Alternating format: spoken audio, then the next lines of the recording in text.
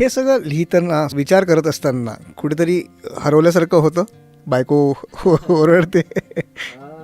नाही, तसं मी खूप शिस्तबद्ध आणि शिस्तशीर अरे वा. आहे. म्हणजे मी जे लेखक हे कॅटेगरीत जे असतात तसा मी नाही. म्हणजे कधी कधी लिहिता लिहिता असं होतं.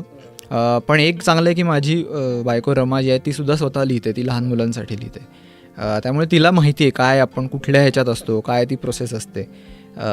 त्यामुळे आमचं छान एकमेकांचं ते ट्युनिंग जमलेलं असतं, चिडवत पण असतो आम्ही एकमेकांना त्यावरून.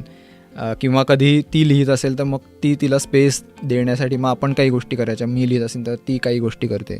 ज्या व्यावहारिक गोष्टी आपल्या असतात तेही सांभाळावं लागतं. मी शिस्तबद्ध आहे. म्हणजे मी असा बेफिकीर मस्त मौला असा लेखक नाही आहे. मला दोन्ही आवली असं नाही. मला म्हणजे आजच्या काळात ते शक्य नाही आहे असं मला वाटतं. आणि मला असं वाटतं की आपल्यामुळे आपल्या घरच्यांची फरफट का करायची आपण. म्हणजे आपण दोन्ही गोष्टी सांभाळू शकतो.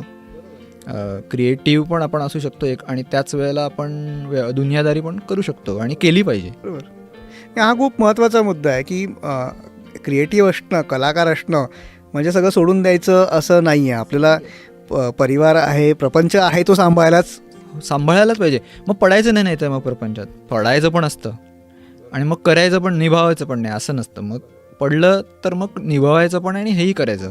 म्हणजे असं कधी कधी होतं की मी रमाला सांगतो की अरे नाही, मला ना हे 2 महिने आता ह्याच्यावर फोकस करायचा आहे, तर हा वेळ मला लागेल, तर आपण काहीतरी असं ॲडजस्ट करूया, तू जरा या गोष्टी बघशील का.